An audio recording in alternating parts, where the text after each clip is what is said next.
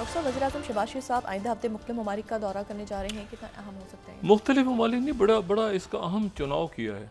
जियो politics हमेशा आपके पड़ोसियों से शुरू होती है, जी फिर दुनिया में कहीं दूर जाती है। तो ईरान, जी तुर्की जा रहे हैं, वो ईरान जा रहे हैं, 3 ममालिक का दौरा कर रहे हैं, ठीक है ना। जी वो जो है वो उनका दौरा जो है वो इतवार को ईरान में होंगे, 27 को तुर्की में होंगे, 28 को वो आज़रबाईजान होंगे। अच्छा, और फिर यकीनन और मुल्कों में भी हमारे डेलीगेशंस जा रहे हैं इस सिलसिले में। ये ज़हन में रखें बात कि मैंने आपको खालिस्तान की तहरीक में एक मॉरल सपोर्ट और दहशतगर्दी की सपोर्ट में फ़र्क बता दिया है। एक और दहशतगर्द हमने नहीं कहा, दहशतगर्द जो है वो अमेरिका ने कहा है, पकड़ा वहाँ हुआ है, बंदों को वहाँ पकड़ा हुआ है। हमने तो पता नहीं क्यों रखा हुआ है कुलभूषण यादव को अपने अजायब घर के अंदर, किस दिन के लिए रखा हुआ है, दुनिया को बता कि बहरहाल वो 10 मई के बाद एक मैंने कहा ना, हालात अब ज़रा मुख्तलिफ शुरू हुए हैं, खुल के बात हो रही है यहाँ पे। अच्छा, बहरहाल अब इसमें जो है वो ये है, तो ये पुरानी बातें तो ध्यान में ना करें। बाकी ये सिलीगुड़ी कॉरिडोर और वहाँ पे क्या हाल है, सूरत हाल, इसको तो एक अरसे से मैं डिस्कस करता रहा हूँ, लेकिन ये है कि ये भी बड़ी एक इंटरेस्टिंग बात होती है ना कि आपकी लाइफ टाइम में वही चीज़ें जो आप डिस्कस कर रहे हैं 5-6 सालों से, 7 सालों से, वो चीज़ें फिर आपके सामने उसी तरह से आनी शुरू हो जाएं, तो फिर आपको अच्छा नहीं लगता कि आप पुराने क्लिप चला रहे हो कि ये रियासतें हैं और यहाँ से प्रॉब्लम होगी, यहाँ से प्रॉब्लम होगी, यहाँ से प्रॉब्लम होगी, ये आगे हो सकता है और हो सकता है उसी तरह से हो, तो आपको अच्छा लगता है कि आपका एनालिसिस ठीक गया एक इंटरनेशनल या ग्लोबल लेवल पे। मैं इसको बात को आगे लेके चलता हूँ, लेकिन यहाँ बहुत इंपॉर्टेंट इवेंट्स हो रहे हैं। अब ज़रा पाकिस्तान से थोड़ा सा इसको, मैंने कहा ना कि कहीं पर कुछ भी होता है तो उसका असर, बटरफ्लाई इफेक्ट, हमेशा ये बात कहता रहा हूँ कि दुनिया में सब, मतलब अगर वीज़े ख़त्म होने जा रहे हैं यूरोप के, तो आपके ख्याल से आम लोग पाकिस्तान के उनके लिए कोई सिलसिला नहीं है, या अचानक खबर आ जाती है कि जी फ़लाने मुल्क में भारत के वीज़े बंद हो गए या पाकिस्तान के बंद हो, बांग्लादेश के, तो एक ग्लोबल लेवल को आप समझेंगे तो आप मुल्क को समझेंगे ना। अच्छा, इसमें जो है एक खबर बहुत इंपॉर्टेंट है आज, और वो है, उसमें तास की खबर है। ये फर्स्ट स्लाइड अगर मैं दिखाऊं, प्रेसिडेंट पुतिन ने एक बड़ी अहम स्टेटमेंट दी आज। उन्होंने कहा है कि यूक्रेन के साथ जो बॉर्डर लगता है, फर्स्ट स्लाइड ये देखें आप, Putin announce decision to create a buffer zone along border with Ukraine. ये एक तारीखी खबर है। तारीखी खबर इसलिए है कि वहां पे एक इलाका है शुमाल मशरिक, यानी यूक्रेन को अब नक्शे पे देखें तो बाकी तो उनके जो 4 इलाके हैं, ये जो ओब्लास्ट, 4 ओब्लास्ट हैं, ओब्लास्ट कहते हैं सूबे या एडमिनिस्ट्रेटिव इलाके, तो वो 24 यूक्रेन में थे। तो उसमें से 4 इलाके वो तो हम पहले बात कर चुके हैं, लुहांस और खेरसन और दोनेत्स्क और ज़पोरिज़िया, वो तो जा चुके हैं। क्रीमिया पहले चला गया था, 4 अभी चले गए। तो ये जो है, अब उन्होंने ये कहा है कि जो इनको छोड़ दें आप, ये 4 इलाके, उन्होंने कहा है कि एक जो सुमिया बिल्कुल अगर ऊपर देखें नॉर्थ में, नॉर्थ ईस्ट में, तो आपको एक रेड स्पॉट नजर आ रहा है सुमिया के नाम से। और अगर हम कोई दूसरा मैप दिखाएं तो उसमें आपको शायद ये ज़रा ज़्यादा बड़ा भी नज़र आ जाएगा। अगर कोई और हमारे पास मैप है सुमिया, ये ज़्यादा आपको बड़ा नज़र आ जाएगा, सुमिया रीजन। ये जो लाइन्स, जिस इलाके में लाइन्स हैं, ठीक है, इस सुमिया का रीजन है, तो ये दूर है, यानी ये वो तो 4 इलाके तो एक साथ है ना।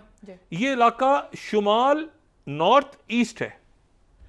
यहां पे प्रेसिडेंट पुतिन ने कहा है कि ये जो इलाका है ये बफर जोन बनेगा हमारे और यूक्रेन के दरमियान, यानी ये इलाका भी गया। तकरीबन 2022 के बाद से 1 लाख किलोमीटर का इलाका, ये 4 जो ओब्लास्ट हैं, ओब्लास्ट से मुराद जो सूबे हैं, एडमिनिस्ट्रेटिव सूबे है, जो 4 ओब्लास्ट जो गए हैं, तो 1 लाख है। और ये जो है ये तकरीबन 23,000 मुरब्बा किलोमीटर है, स्क्वायर किलोमीटर। यहाँ पर वो कह रहे हैं कि बनेगा, ये बफर जोन होगा। और यहाँ पर रशिया पीछे, और ये ख़ास तौर पे जो कस का उन्होंने दौरा किया, तो वहाँ पर उन्होंने फिर ये उसके साथ ही लगता है, तो इसका नॉर्दर्न बॉर्डर भी जो है ये रशिया के साथ मिलता है, ईस्टर्न भी मिलता है। तो ये इन्होंने कहा कि यहाँ पर एक बफर जोन रशिया जो है वो कायम करेगा। और ये बात इन्होंने ट्रंप को बता दी है। ट्रंप को बता दिए इन्होंने फ़ोन पे, ट्रंप को क्या मसला है। अच्छा, अब वो ज़ेलेंस्की जो है वो उनके लिए तो धचका है बहुत बड़ा। ये देखें, जो बड़ी पार्स के गेम में अगर आप इस तरह से कूदते हैं ना, तो फिर वही सूरत हाल बनती है। ज़ेलेंस्की देख रहे हैं यूरोप को, यूरोप के अंदर एक बड़ी इंटरेस्टिंग तब्दीली आ रही है, और वो ये है कि बरतानिया, फ्रांस और कनाडा, इन्होंने गज़ा और यूक्रेन पे प्रेसिडेंट ट्रंप से अलग लाइन ली हुई है। कोई इनका कोई आपस में स्ट्रेटेजिक ताल्लुकात नहीं ख़त्म हो रहे, लेकिन अभी इस वक्त जो इनकी पोजीशनिंग है वो गज़ा और यूक्रेन दोनों पर प्रेसिडेंट ट्रंप से अलग है।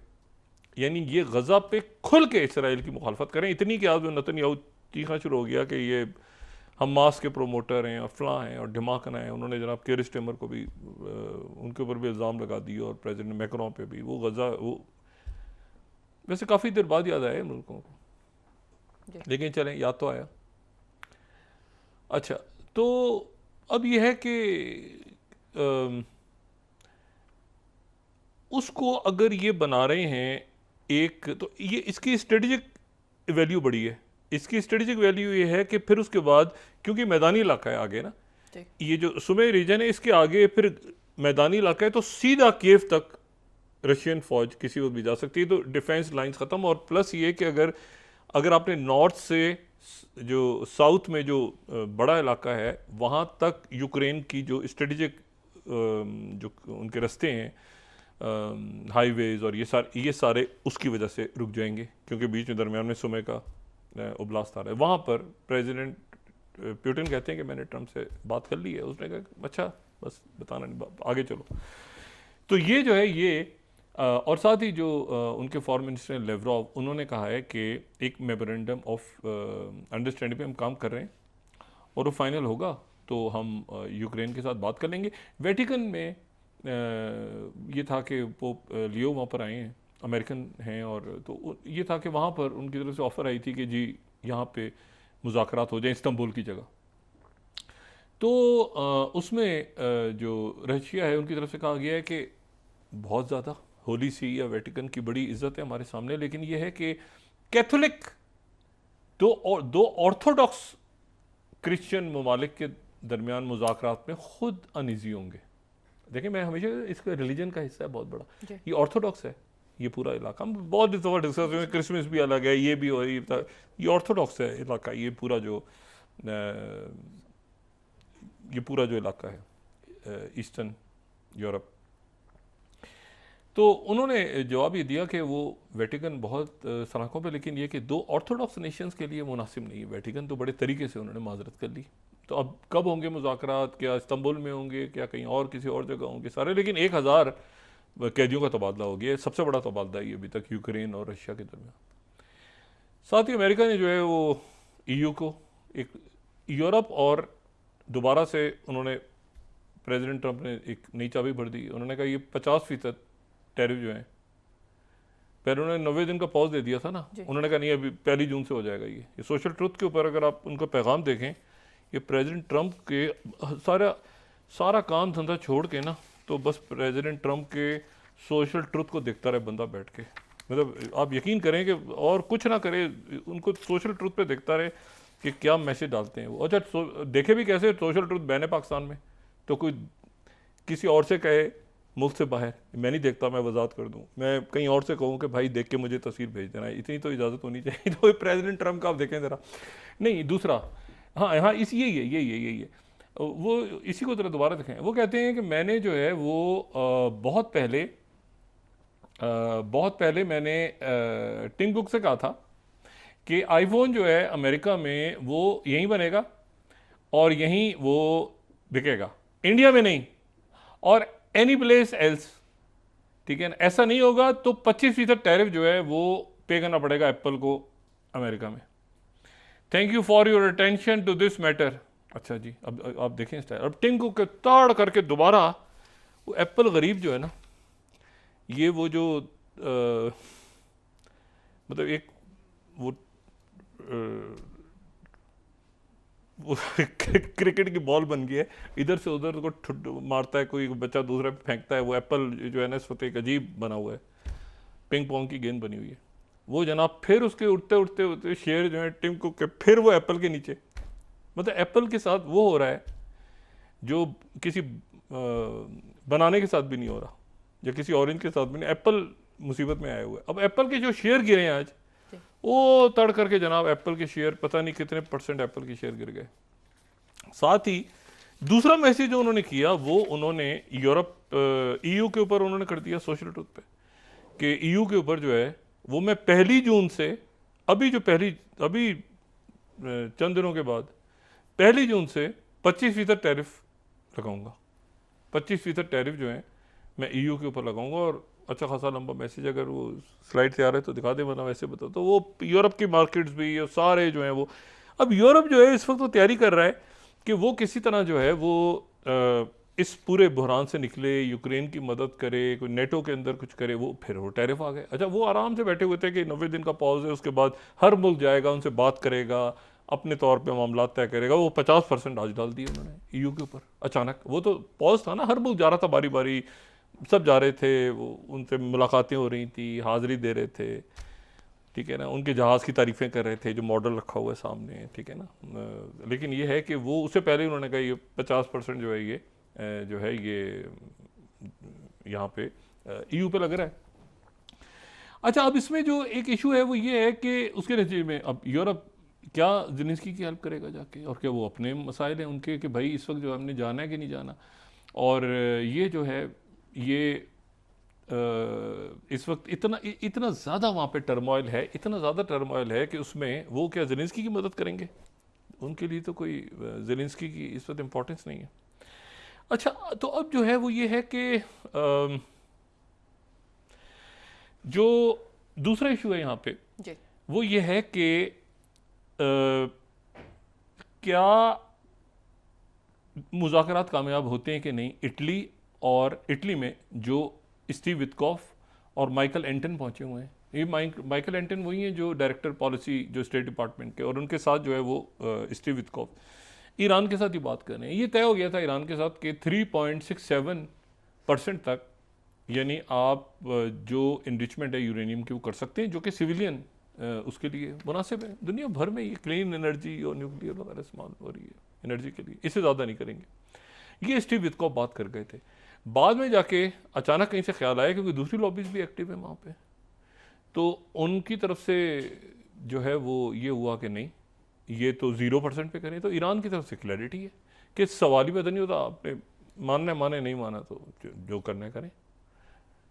इस वक्त मैंने कल बात की थी, इस वक्त क्या वो प्रेसिडेंट ट्रंप 1-2 लाख 3 लाख फौज भेजा था ना यहाँ पे, USS ट्रूमन, तो हुतियों ने तो उसका जो हल किया यहाँ पे, तो वो एक एयरफोर्स का जहाज़ इतना अच्छा बना हुआ है वो उनको जो कतर ने दिया है। मगर यहाँ जो F-18 गिरते रहे हैं बार बार, और अभी हैफा का ब्लॉकेड होने जा रहा है। मैंने कहा ना आईमैक कहाँ गई, कौन सी आईमैक, किधर की आईमैक। और उसमें सऊदी अरेबिया ने जो पोजीशन ली है कि नॉर्मलाइजेशन के लिए इसराइल की रेगुलेशन ज़रूरी नहीं है, तो वो इब्राहिम अकॉर्ड जिन्होंने किया हुआ था, वो अपने अपने मुल्कों की अपनी अपनी पॉलिसीज़ हैं, लेकिन यह है कि अपने अपने नेशनल इंटरेस्ट के तहत काम करते हैं। तो ये हमारा नेशनल इंटरेस्ट था कि हमारा CPEC बने बलूचिस्तान में, और CPEC में बलूचिस्तान का CPEC नहीं है, ये पाकिस्तान का CPEC है। अगर उनके इलाके से गुजर रहा है तो ये जहन में रखें कि वहाँ पर देखें, अब अगर वो लोग वहाँ बैठेंगे, बच्चे पढ़ेंगे, यूथ तो उसमें हिस्सा लेंगे ना। अगर वहाँ दहशतगर्दी होती रहेगी और धमाके करते रहेंगे वहाँ पे, तो आगे हिस्सा कैसे लेंगे वहाँ पे सब। और इसमें दूसरे का पॉलिटिकल एंगल भी है कि बलूचिस्तान के अंदर क्योंकि एक उसको दहशतगर्दी का नाम बना के, तो वो वहाँ पर लोग जो है वो डरते भी हैं, घबराते भी हैं, क्योंकि वहाँ पर इतनी एक्टिव कहते हैं यार अपने इलाके में जाना है। तो एक दफ़ा सिक्योरिटी का हो, आप देखें कैसे। बल्कि मेरा तो ख्याल है तो इस साल 14 अगस्त हमको मनानी चाहिए वहाँ पे बलूचिस्तान के अंदर, कोयटा के अंदर में 14 अगस्त हमें वहाँ मनानी चाहिए इंशाल्लाह।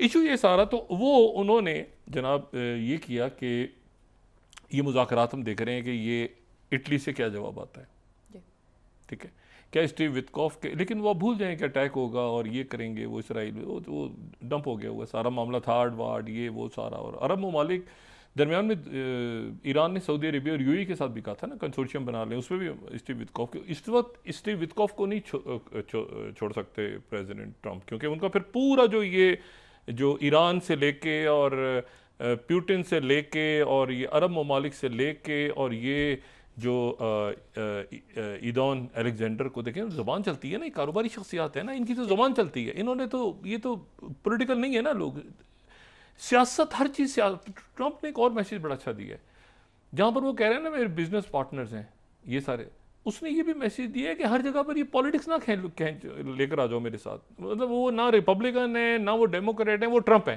ठीक है ना। वो जितना देख रहे हैं उस तरह फैसला कर रहे हैं, उनका इंस्टिंक्ट काम करता है, उनकी छठीज काम करती है, उसके तहत वो फैसले कर रहे हैं अपने इंस्टिंक्ट के तहत।